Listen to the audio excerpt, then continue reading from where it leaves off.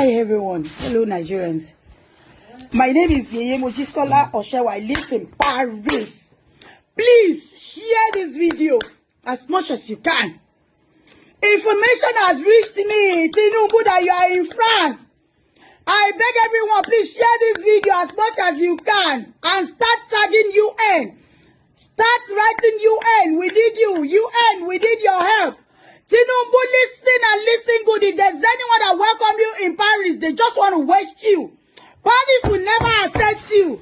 They don't support evil men like you. You can't demand asile here. I wanted to go live on Facebook, but I don't know what happened to my Facebook page. So I'm obliged. I have to compulsorily come to WhatsApp. Please help me to distribute this out. Throw it on Facebook. Throw it anywhere. Twitter, anywhere. I was woken up by Ramon, a guy here in France.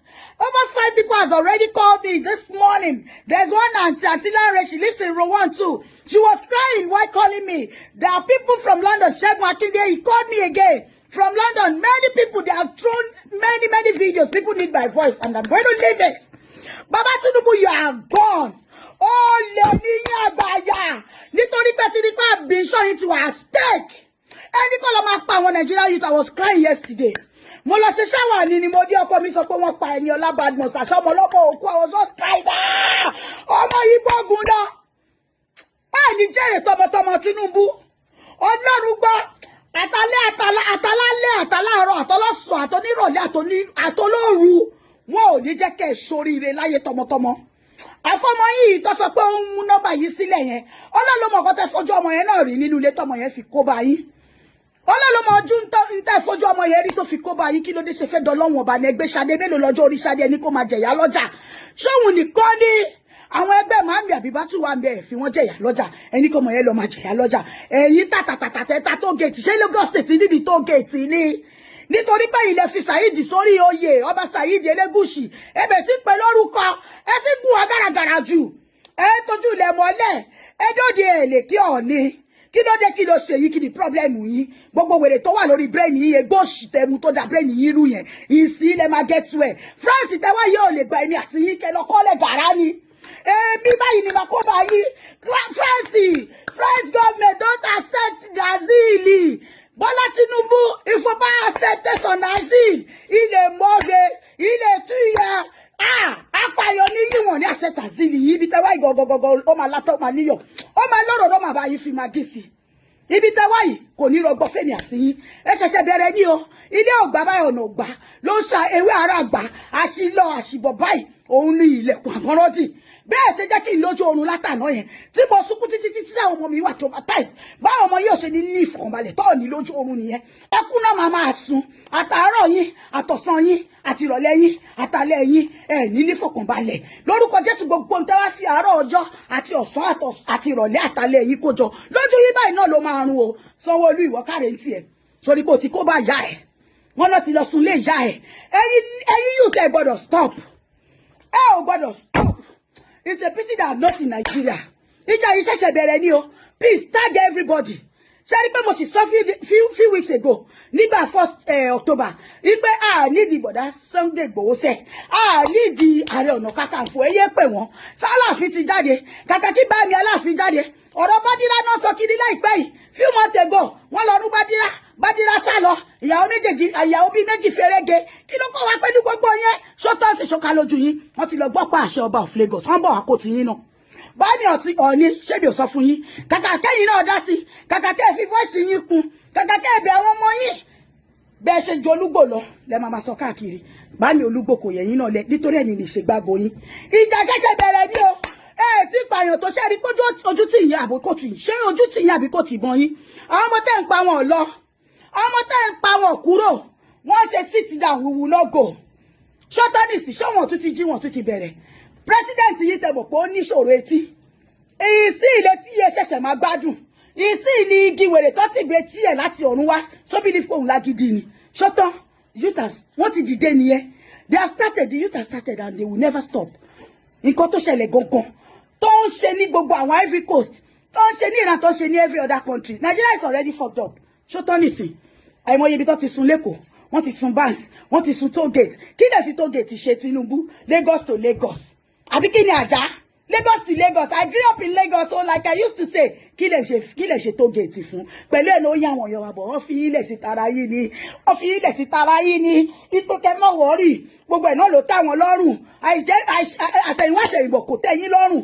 Ojú kòkòrò ọ̀fọ̀ olè tẹ́jà. Gbogbo wàhálà tẹ́ ṣe títí. Tẹ́ sá lọ Canada ẹ̀ tún ti ń sá kiri nísìn. Ẹ̀ tí sàtó. Ṣé fẹ́ gbọ́? Ewé orí omi ò kì í nísinmi. Tinubu Jagaba ò ní nísinmi. Láàárọ̀ ò ní nísinmi. Ọ̀sán ò ní nísinmi. Ìrọ̀lẹ́ ò ní nísinmi. Alẹ́ ò ní nísinmi. Tọ́lálé bá ní kó dá fún Tinubu aláàárọ̀ ò ní gbà fún ìwọ náà rí ọ̀ọ́bí 2023 ń tó ṣe fún bàbá Ọbásanjọ́ ṣó o padà gbẹ̀san ẹ̀ báyìí lórí ara ẹ̀ tóró ọ̀rá gbàfin ṣó ti ríbi tó padà yọrí sí fún ẹ̀ o ò lè débẹ̀ kó o kú o ò lè débẹ̀ ò lè jà sí ìlú ibi tó tẹ̀ wọ́ọ̀sì ló ti wá ìtorí France ò tẹ̀ fẹ́ wàhálà French don't want problem so French tó tẹ̀ wá yìí kò lè bí ẹ kò lè fẹ́ mọ́ ẹ rárá àfi kó yà sápamọ́ o nítorí èmi kí n sọ fún ẹ gàrà mo ti rí kí àwọn tó máa wá jojú ẹ tó bá bí ẹ kú kó dárúkọ bí tó wà sí wa tábà ní wá di ẹ lálejò ìwọ sá kúrò lé ìwọ wá sọ̀rọ̀ lórí phone ṣé mo lè play voice mail yẹ mo lè play voice mail yẹ it's almost true can you imagine nílùú tó ti fẹ́ di president you are saying you are not the one that ordered Lekki but you saw what happened in Lekki why don't you come live why don't you go out and say one or two things tó bá ìlọ Lẹ́kì yẹn tó bá jẹ́wọ́ dágbà gidi Tinubu tó bá jẹ́wọ́ dágbà dáadáa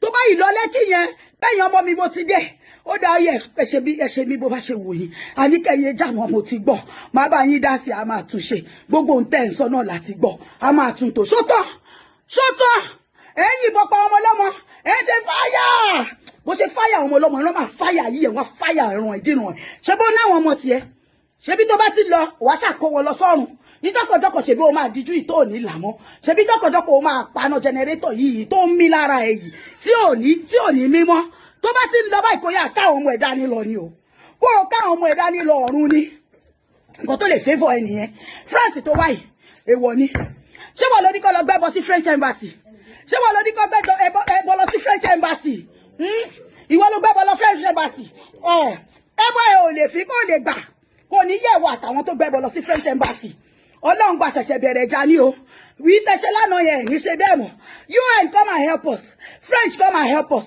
we need help Nigeria need help mo ti sunkúnsúnkú ti sún mi ò ní sunkún mọ́ ní ìsìn àná ìfọ̀ àná ìdí ẹjẹ́ àjọ fèsì ara wa ẹjẹ́ kájọ fèsì ara wa ìkànnì yìí ẹ̀ka títí ẹ̀ṣẹ̀ bẹ̀rẹ̀ sí ní tabábìṣì mo dé kò ní láti ẹ̀ ń tabíṣì ẹ̀ ń gbowó káwọn èèyàn tó lọ gbatẹ́gùn ọlọ́run kó tó lọ sí etí odò etí omi tẹ́ ẹ̀ mọ́ bó ṣe débẹ̀ ọlọ́run ló dókun ẹni kó máa sanwó tíkẹ́ẹ̀tì torí ọlọ́run bí Tinubu kí ló fẹ́ fowó ṣe kí ló fẹ́ jọ fowó ṣe ó kò jọ yẹ irú mọ́ lè ṣù ó jọ yẹ ẹni tó gbé ṣù kéèyàn gbé ṣù mi kó tó ngọgọ lè ṣù kò yẹ kó dájú bíi títọ dájú ọba abiyamọ ni ẹ and there will never be peace for you Nigeria has opened your nyash and we will never close it until you stop breathing yìí ta bẹ̀rẹ̀ yìí àṣẹ̀ṣẹ̀ yìí ta kò sí àṣẹ̀ṣẹ̀ bẹ̀rẹ̀ ni no peace for the wicked you can't stay here in France toll gate yẹn kó má wáyé mọ́ kó ọrùn pátápátá. Even the toll gates were the reason there used to be go slow along Ajah to Lagos. Àwọn èèyàn dẹ̀ lọ transact business. Àbí kó má lọ lé wọn mọ́ ni after the day's work. Òun go toll gate, òun gbowó ọ̀nà lọ́wọ́ wọn. Ṣé ló toll gate jẹ́ interstate ni? Ó jẹ́ one country to another nítorí òun gbowó lọ́wọ́ wọn. Tí ó bá ń ṣe olè ọ̀kanjọ́ ọ̀fọ́n tó ti bá yí ẹ jẹ́. Ó máa ọmọ ọlọ́mọ kàkà kó lọ kàwé. Ó sọ wọ́n di hoodlums. Ṣó tọ́ nìsín bá àbẹ̀jẹ̀ MC Olúọmọ. Ṣó ti fẹ́ torí ẹ kú. Ọmọ ọlọ́mọ ti sá lọ. Ó gbọ́jú ẹ lọ. Bó ṣe jẹ́ literate yẹn Tinubu ó gbọ́jú ẹ lọ àwọn ọmọ táyẹn dà wọn ò ready láti fẹ̀mí wọn lélẹ̀ fún ẹ ó rò pé they are stupid you think they are idiot ó ní màmá lò fún ẹ nísìn you don't merit anybody's business ó ní ó lè tó bá mi ọ̀ṣẹ́ wà my father works at the Ministry of Works and Housing at the race course at Tinubu beside the tribunal the court the Supreme Court in Lagos Island títí tó fi wọlé Ọlọ́run sùn. My brother was a pensioner. He never received a dime as pension. My brother never collected money. Eti suwa títí àwa tá wà ní diaspora. Eti suwa kò gírí. Àwa la wá sọ̀rọ̀. Àwa la wá boost àwọn èèyàn wa. Because why? We're seeing everything. we knew that you people knew what you're doing. I'm a quick kale se fáwọn èèyàn wa. Àwa la wá boost àwọn èèyàn wa nísìn. Àwa náà wà ní dúró kó dá ìjà yẹn jà. Èmi ń bọ̀ nílé láìpẹ́. Tí mo bá rọ́nà mo ń bọ̀ nílé. I will come and lay my voice. Because emoye tí Western Union gbà láti all over the world in abroad. Owó ò lè jáde láti Nigeria lọ anywhere but láti outside ó ń wọ Nigeria. Emoye other people tó ti ṣí ni lẹ́yìn apart from Western Union. AC wà ńbẹ̀, World Remit wà ńbẹ̀ and so on and so forth. Tó ń gbowó lọ́wọ́ àwọn èèyàn tó wà everywhere in abroad. Ara ni wá, we can't stand it anymore. We can't take it anymore. Ẹ̀yin youth, ẹ má wọlé o. Ẹ má wọlé. No retreat, no surrender. Ṣẹ́rí ìta bẹ̀rẹ̀ yìí, lórúkọ Jésù, a máa rí òpin ẹ̀. Ẹni máa kú lóòótọ́ á kú, ṣùgbọ́n ẹni tó máa kú, á kú. Wọ́n wá gbádùn, wọ́n wá jẹ ọbẹ̀, ẹ̀gúsí tí wọ́n fi oró, tó fi ìpọ́njú, omi ẹ̀jẹ̀, omi ojú, tó fi ṣẹ́, wọ́n á farabalẹ̀ jẹ̀gúsí ẹ̀. Ẹ̀ta títẹ̀ ẹ̀ǹta orí ọ̀fẹ́ Ọlọ́run. Babish is orí ọ̀fẹ́ Ọlọ́run. Kí lẹ ń kó àwọn irin, ẹ kó irin jọ sí Babish, ẹ fi barricade Babish. Ó wá di pé àti wọ inú ibi tí àwọn èèyàn kò tẹ̀ lè jókòó sí. Àwọn èèyàn lè ta drinks náà, wọ́n lè ta gala, wọ́n lè ta meat, wọ́n lè ta rice, wọ́n lè ta anything. Wọ́n lè ta anything beverages àbóúnjẹ. They can sell that and take money, but not the access. Tinubu, you are a wicked man. You are a wicked man. And no peace for the wicked. Ẹ jọ̀ọ́ bá mi share video mi. Ẹni tó bá mọ̀ ẹ bá mi jù sí. That he has many hatred in France. I want you to pay me and they mean you. Adoma lu àwọn wèrè tó gbà lálejò ni mi ò tí mọ̀ wọ́n, I'm finding them. Adoma lu yene. Your asile will never be granted in France. If you are married to any French citizen or you have them as friends, please inform them they should not accept Tinubu. He was an asylum seeker in Canada. Let him go elsewhere. Àwọn Nigerians know them dúró there. An error is what you did by coming to France. Oh, ní ṣe oríire kò ní yẹ. Kò ní yẹ. No wonder your parents abandoned you. Ọmọ àlè játijàti. God.